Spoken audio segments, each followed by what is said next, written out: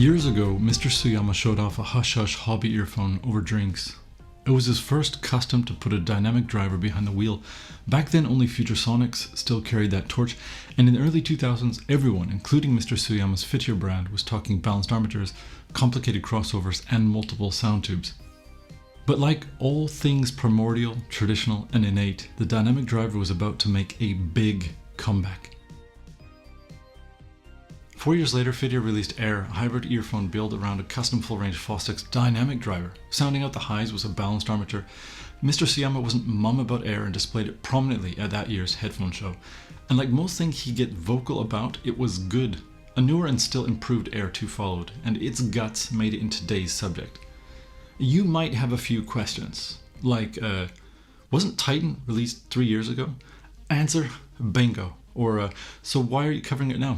Answer, why not? Next, why not cover a cutting-edge product? Well, true art, be it culinary, visual, engineered, or otherwise, is good today and tomorrow. And certain specimens are even better in the future than they are at debut. Isn't that a cop-out? Yeah, of course it is. But I don't really care about the cutting edge, and honestly, keeping up with the latest and greatest is... My history with hybrids goes back to 2012. Hybrid numero uno was from Astrotech. It sounded good, but its highs scratched too much and its mids felt sucked out. And being an AKG clone, it lacked soul, let alone brand, unique voicing, design, vision and more. Its sole purpose was to move a lot of stock. FitEar have been making customs and universals their way for a long time. They're one of the first to pioneer solid shells, three-way passive crossovers, solid dual prong connectors and titanium sound tubes. Their staid unadorned faceplates are now as famous as the police cable plugs humped atop them. Titan's shell is solid titanium. Into it, Titan, powered by Fauxtaku, and its serial number are finely laser engraved. Titan supports one of the shortest stems in all of custom audio.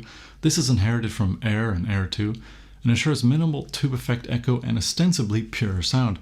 One thing you need to keep an eye out for is a cable, because Titan doesn't come with one. 11 years ago, FitEars was the strongest dual prong connector on the market. It probably still is, but various other and now more advanced connectors have sprung up. Some Western style dual prong connectors even sit in depressed, water resistant wells, and Jerry Harvey's 4-pin connector is hermetic thanks to O-rings. Even Sony and Audio-Technica have innovated in the area. Sadly, no standard exists. This makes it hard to ignore FitEar's devotion to what is now one of the longest used connectors on the market. Kudos to that devotion, but still, it'd be nice to see improvements such as water resistance added to FitEar's cables.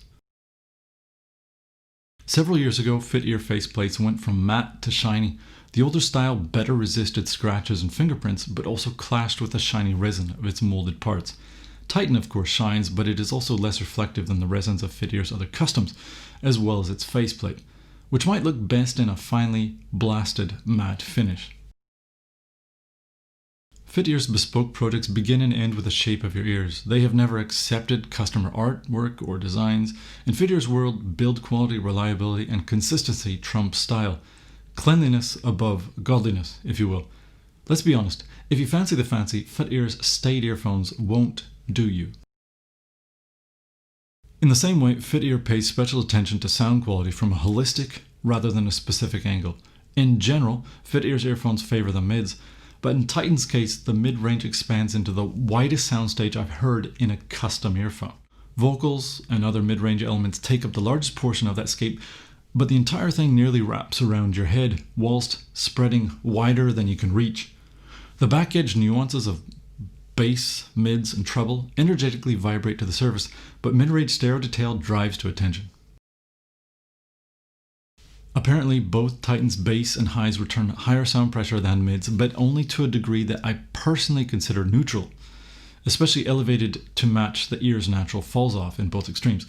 In an earphone with a more stereo compressed downstage, mids might get squashed, but as it is, they positively glow, and lows are elevated only barely enough to yawn in the latter opening seconds to Marcus Scholl's main stage.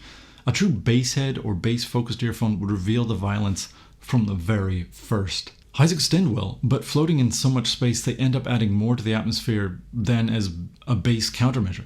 If you call Titan's highs mere accents to the mids, you'd not be wrong, but you'd be mistaken to think that they also lack bite and sound pressure. Highs lack the texture detail of bass and mids, but balance nicely with the mix, making listens shiny and lively. Overall, Titan's balance is excellent, but shaped more by stereo spread and position than by sound pressure. If you really like or love low-end sound pressure and are into trip-hop or industrial electronic genres, look elsewhere. If you like or love bass texture, Titan delivers one of the most nuanced renditions of low-end strings I've heard. Treble is clear as a bell, but it peaks smoothly, maintaining similar pressure to bass. In spite of mid-focus signature and thanks to its wide and detailed stereoscape, Titan basically nails everything from to trance and all sorts of vocals. Both male and female vocal texture jumps to the fore, and while mildly resonant, delineate themselves easily from nearby instruments. Thanks to its short stem, Titan doesn't isolate as well as other custom demos. I imagine that properly custom molded, this might change. Couple this with lower sensitivity and you'll have to pump up the jam of your favorite player. For reference, I listened to Titan at a volume of 6 to 8/20 through the Iowa HX100 MD player. Through the much more sensitive MH335DW, I listened to a volume of 3/20. The biggest benefit for MD fans is through most noisy players and recorders, Titan only barely hisses. Obviously, I'm not reviewing a full custom. As demos go, I'm really impressed. Of course, I was really impressed when I first heard Air. A properly tuned and fitted dynamic driver provides air, space, and texture nuance that balanced armatures cannot touch. But in a few cases, could a single dynamic driver cover the entire spectrum well? As a result, dual diaphragm and dual dynamic driver earphones have become my favorite sounding earphones. But when done well, dynamic balanced armature hybrids are the next best thing. Titan combines the two almost perfectly. If it isolated a bit better, maybe it would be perfect. And yet, if it really cut out the outside, maybe it would also not sound so open. For me at least, the closed confines of a closed set of earphones can get stuffy. Titan does a good job of isolating enough of the outside whilst balancing the feel of space and openness you get from more traditional two-channel audio. And it does so without cramming in more and more drivers and ramping up impossible current requirements. The biggest downside to Titan is that once fitted and molded, Titan is yours and yours alone and forever. If your audiologist did a poor job with your ear impressions, what you'll get is a lumpy mess of titanium and a hole in your wallet 3,000 bones wide. Now, all custom earphones work like that. If you got a bad impression, you'll get a bad earphone. But most of them can be remolded.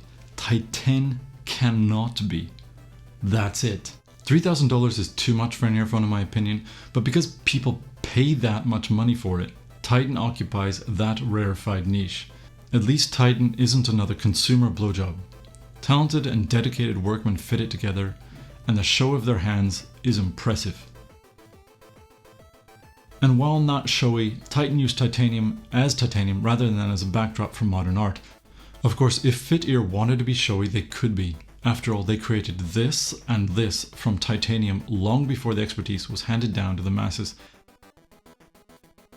FitEar's restraint against the gaudy and showy, and its constraint in physical design to the unified, cohesive, and now traditional center endear the brand to a vision all its own. And Titan, unadorned but brilliantly constructed, and sounding like two-channel audio, is as FitEar as can be.